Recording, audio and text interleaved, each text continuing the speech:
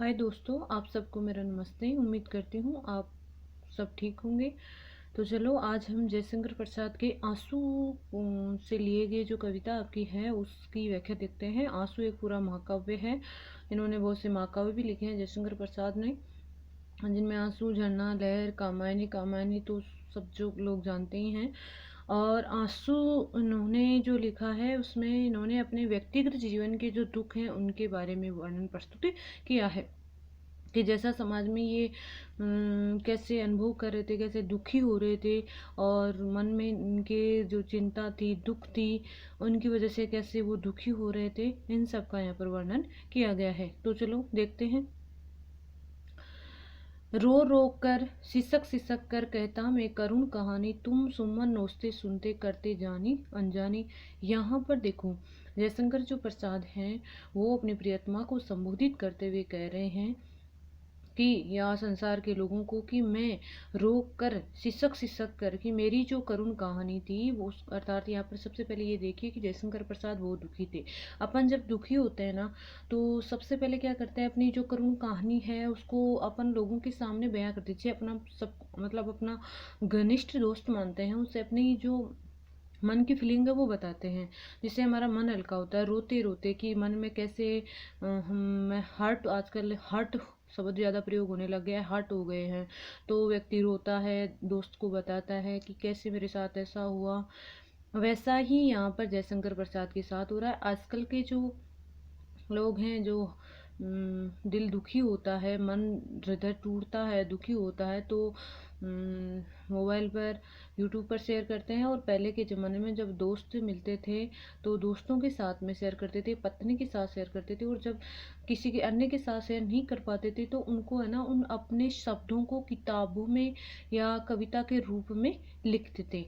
उनमें ही ये जयशंकर प्रसाद का आंसू महाकाव्य है। तो देखो, रो रो कर सिसक सिसक कर कहता मैं करुण कहानी, जो जयशंकर प्रसाद हैं उनकी जो करुण कहानी है, दुख भरी कहानी जो थी, उसको लेकर कह रहे हैं कि मैं अत्यंत दुखी होकर तुम्हारे सामने कह रहा था। यहाँ पर लेखक कह रहे हैं कि मेरी जो करुण कहानी थी उसको मैं अत्यंत दुखी होकर तुम्हारे सामने बयां कर रहा था, तुम्हारे को बता रहा था। तुम सुमन नोचते सुनते करते जानी अनजानी, लेकिन तुमने क्या किया, तुम तो सुमन फूलों को नोचते हुए जानबूझकर अनजान बन रहे थे कि मैंने मेरी करुण कहानी इतने दयालुता के साथ कही, इतने दुखी स्वर में मैंने कही, फिर भी तुम्हारे ऊपर मेरी इस बात का कोई फर्क ही नहीं पड़ा।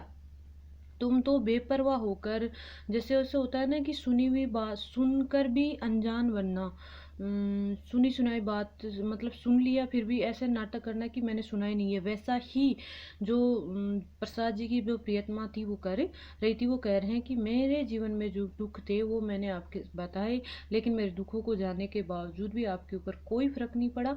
तुम वैसे ही रहे जैसे फूलों को व्यक्ति नोचता रहता है, उन्हें कोई परवाह नहीं रहती है।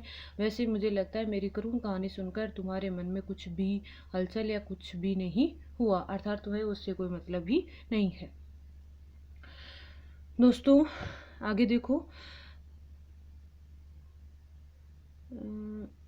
मैं बल खाता जाता था मोहित बेसुध बलिहारी, अंतर के तार खींचेते तीखी थी तान हमारी। कि मैं बल खाता जाता था, एक सांसारिक दुखों के अंतर्गत हमेशा कमजोर हो रहा था, बल खा रहा था। मोहित बेसुध बलियारी, मोहित हो रहा था तुम्हारे प्रेम में, तुम्हारे रूप को देखकर मैं तुम्हारे प्रति मोहित हो गया था, जिससे मुझे स्वयं का होश तक नहीं था। बेसुध सा रहता था, अपने आप में ही खोया रहता था। बलिहारी, मैं बार बार तुम्हारे ऊपर बलिहारी जाता था कि तुम्हारे को देख कर ही मैं तुम्हारे प्रेम में पड़ गया था, तो जिससे मुझे है ना मेरे मन में जो हलचल थी, मुझे किसी प्रकार का कोई होश तक नहीं था। अंतर के तार खींचे थे तीखी थी तान हमारी, मेरे अंतर का मतलब हृदय, कि हृदय के जो तार हैं वो तुम्हारी तरफ खींच गए थे, जिससे जो राग निकलती है, जो तान निकलती है, वो तीखी थी। अर्थात मेरे मन जो है वो तुम्हारे प्रति आकर्षित हो गया था, मेरे मन में तुम्हारे प्रेम की छवि विद्यमान हो गई थी। लेकिन मैं प्रेम किया, फिर भी दोनों मिलने के बावजूद भी हमारा जो जीवन है वो सुखी नहीं बन सका, और ना ही हम आपस में प्रेम के साथ रह सके। दोस्तों, इसमें प्रियतमा को संबोधित करते कह रहे हैं कि पहले मैं तुम्हारे प्रेम में पड़ गया, और तुम्हारे प्रेम में ऐसा पड़ गया कि मुझे खुद का होश ही नहीं रहा। और ऐसा होता है, जब पहली बार लव होता है तो व्यक्ति दोनों को, लड़के लड़के आपस में लव करते हैं, उन्हें किसी प्रकार का होश नहीं रहता है, ना चैन मिलता है, ना नींद आती है, ना भूख लगती है। ऐसा होता है, और ऐसा ही यहाँ पर किसके साथ हो रहा था? जयशंकर प्रसाद के साथ हो रहा था। अगला देखो, झंझा झंकोर गर्जन था, बिजली थी नीरद माला, पाकर इस सुन्ने हृदय को सबने आ घेरा डाला। ये थोड़ा साफ नहीं दिख रहा, इसका रीजन ऐसे, अब शायद साफ दिख रहा होगा। अब साफ दिख रहा है दोस्तों। तो देखो, झंझा झकोर गर्जन था, बिजली थी नीरद माला, पाकर इस सुने हृदय को सबने आ घेरा डाला। देखो, इसको जानने से पहले आप देखो, जब वर्षा ऋतु आती है तो वर्षा ऋतु आने पर आसमान में बादल बनते हैं। बादलों के बनने के बाद में क्या होता है कि वर्षा होने लग जाती है, काले बादल होते हैं, चारों तरफ अंधेरा छा जाता है और घनघोर वर्षा होती है। उस वक्त अंतरिक्ष के कैसा रहता है? शून्य रहता है। तो शून्य अंतरिक्ष के अंदर बादल घिर आते हैं, गर्जना करते हैं और अंधेरा छा जाता है, तो बीच बीच में उनके बीच में बिजली चमकती है और जोर जोर से गर्जना होती है, तो एकदम से डर सा लगने लग जाता है।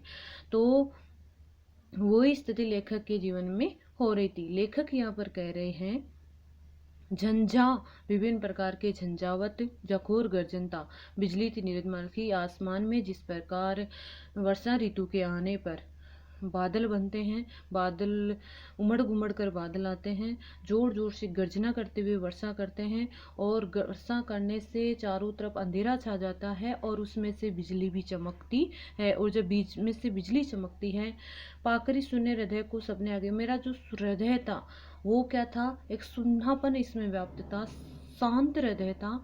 इस शांत हृदय में सबने आकर इसे डेरा डाल लिया। इसमें सबको चारों तरफ से दुखी होने लगे, अर्थात चारों तरफ मेरे जीवन जो है वो शांत था।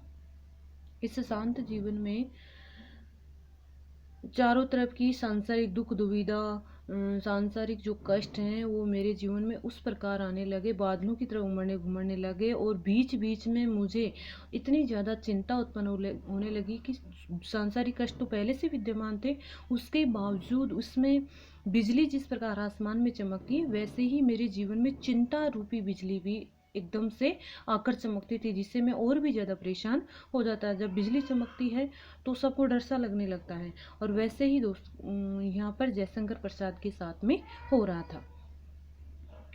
और कि मेरा हृदय शांत था, शांत जीवन में विभिन्न प्रकार के सांसारिक कष्ट आए, और सांसारिक कष्टों से मैं विचलित होने लग गया, मैं दुखी होने लग गया। और इनके बीच में इतना ही नहीं, बीच बीच में जो बिजली चमकती है जब वर्षा ऋतु होती है तो डर सा लगने लग जाता। उसी प्रकार मेरे जीवन में इतना कुछ होने के बावजूद भी अचानक से चिंता रूपी जो बिजली है वो आकर चमकने लग जाती, जिससे मुझे और भी ज़्यादा डर लगने लग जाता था। घिर जाती प्रलय गठाएं कुटिया पर आकर मेरी, तम चूर्ण बरस जाता था, छा जाती अधिक अंधेरी। एक तरफ तो इसमें है कि सांसारिक जो दुख है, सांसारिक मतलब जब वर्षा होती है तब क्या होता है, घिर जाती प्रलय, चारों तरफ जैसे घटाएं उमड़ घुमड़ कर आती हैं, और कि दोस्तों घिर जाती प्रलय घटाएं कुटिया पर, जिस प्रकार अपने मकान होते हैं, मकान के ऊपर विभिन्न प्रकार के बादल आते हैं, वर्षा होना शुरू हो जाती है। ऐसा तो है नहीं कि जब वर्षा होती है तो हमारे मकान को छोड़कर दूसरी जगह पर जाकर खेतों में वर्षा होती है, वही जहाँ पर फसल है वहीं पर पानी बरसे, ऐसा तो है नहीं ना। तो चारों तरफ वर्षा हो रही थी, मेरी कुटिया पर आकर वर्षा हो रही थी, चारों तरफ अंधेरा, तम चूर्ण, अंधेरा रूपी चूर्ण चारों तरफ बरस रहा था, कि आसमान में जैसे वर्षा होती है वैसे ही अंधेरा छा रहा था, और भी ज़्यादा घना अंधेरा मेरे जीवन में हो रहा था। तो दूसरी तरफ देखिए कि घिर जाती। जिस प्रकार आसमान में वर्षा ऋतु में विभिन्न प्रकार की घटाएं उमड़ घुमड़ कर आती हैं, वैसे ही मेरे इस जीवन के अंतर्गत भी सांसारिक दुख रूपी जो घटाएं हैं वो आकर मुझे चारों तरफ से घेर लेती थी। कुटिया पर आकर मेरा जो जीवन है, छोटी सी जो जीवन है, छोटा सा जो घर है, उसके ऊपर आकर ये घटाएं उमड़ने घुमड़ने लग जाती थी। तम चूर्ण बरसता था, और जैसे आसमान में जब बादल चारों तरफ से हो जाने पर अंधेरा छा जाता है, वैसे ही ये सांसारिक दुख रूपी बादल मेरी कुटिया पर आकर जब घुमड़ते थे तो चारों तरफ अंधकार रूपी चूर्ण की वर्षा होती थी। अर्थात चारों तरफ मुझे कुछ भी दिखाई नहीं देता था, मेरे जीवन अंधकार में हो जाता था और इसमें कुछ भी दिखाई नहीं देता था। छा जाती अधिक अंधेरी, और चारों तरफ और भी ज़्यादा गहन अंधेरा हो जाता था कि जिस प्रकार अंधेरा होने पर कुछ दिखाई नहीं देता है, वैसे ही मेरे जीवन में दुख आने पर चारों तरफ मेरा जो जीवन है वो अंधकार में हो गया था, कुछ उजाला नहीं हो पा रहा था। इसलिए लेखक अपने जो सांसारिक जो कष्ट हैं उनको बादलों के साथ में जोड़ रहे हैं। आगे देखो दोस्तों, मैं आपसे बार बार कह रही हूँ, प्लीज़ मेरा समझाया हुआ आपको समझ में आ रहा है तो प्लीज़ मुझे कमेंट करके ज़रूर बताना। और अगर आपको ये लग रहा है कि इसमें कुछ और भी होना चाहिए, कुछ और भी समझाना चाहिए, तो दोस्तों प्लीज़ मुझे कमेंट करके ज़रूर बताना, जिससे मैं आपके सामने और अच्छे से व्याख्या कर सकूँ और अच्छे तरीके से बता सकूँ कि आपको किस तरीके से समझ में आए, किस तरीके से नहीं समझ में आता है। प्लीज़ मुझे कमेंट करके बताइए। और जब आप कमेंट नहीं करेंगे तो मुझे कैसे पता चलेगा कि मैं आपको पढ़ा रही हूँ वो समझ में आ रहा है या नहीं आ रहा है, या फिर क्या आप इतने तो समझदार हैं ही कि आपको समझ में आ रहा है या नहीं आ रहा है, तो बताना तो बनता ही है ना। जब फीडबैक नहीं मिलता है तो कोई मज़ा नहीं आता है पढ़ाने में। और मुझे तो फीडबैक की सबसे ज़्यादा आवश्यकता होती है। जब तक मेरे बच्चों से, मेरे स्टूडेंट से, मेरे दोस्तों से मुझे फीडबैक नहीं मिलता है, मुझे पढ़ाने में इतना आनंद नहीं मिलता है। तो दोस्तों आपको बार बार कह रही हूँ, प्लीज़ कमेंट करके ज़रूर बताना कि आपको समझ में आ रहा है या नहीं आ रहा है। अगला और देखो, बिजली माला पहने फिर मुस्कुराता था आंगन में, हाँ कौन बरस जाता था रस बूंद हमारे मन में। बिजली माला पहने फिर मुस्कुराता था आंगन में, कि आसमान में जब बिजली चमकती है ना तो हमारे आंगन में अगर गिरती है तो हम डर से जाते हैं ना, और फिर बीच बीच में वर्षा भी होती है। तो यहाँ पर लेखक कह रहा है कि मेरे जीवन में पहले से ही बिजली रूपी चिंताएं विद्यमान थी। बिजली रूपी जो चिंताएं हैं एक माला की तरह इधर उधर मेरे जीवन में व्याप्त थी।